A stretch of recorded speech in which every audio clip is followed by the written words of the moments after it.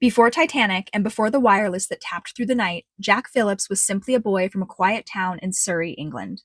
Jack was born in 1887. He was bright and fascinated by the promise of wireless telegraphy, an emerging new technology that could shrink oceans with invisible radio signals. He trained at the Marconi Company, where he quickly earned a reputation for his precision and earned the certification required to operate a Marconi machine.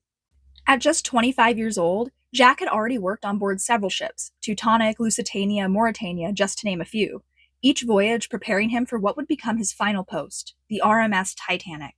He boarded the ship in Belfast just days before sailing, ready to man its cutting-edge Marconi wireless system alongside his colleague Harold Bride. For Jack, it was the most prestigious assignment of his young career thus far. The wireless room buzzed with passenger telegrams from morning to night. Titanic's radio was among the most powerful at sea, and Jack and Harold were responsible for keeping it running.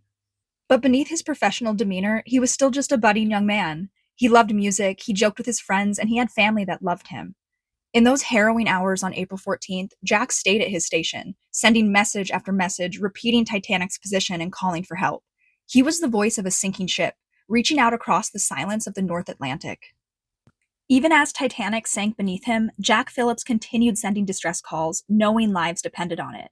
He worked until the power failed and water flooded him out of the wireless room. Jack Phillips did not survive. He never made it home. But his calls for help did. They reached the Carpathia, who came and saved those stranded in the lifeboats, including his wireless partner, Harold Bride. Today, Jack Phillips is remembered as Titanic's senior wireless operator, but he was also a son, a friend, and a pioneer of wireless communication in his own right. He put the lives of others before his own in his final moments, and I think that is the true mark of bravery. Whose story do you want to hear about next? Leave your ideas in the comments.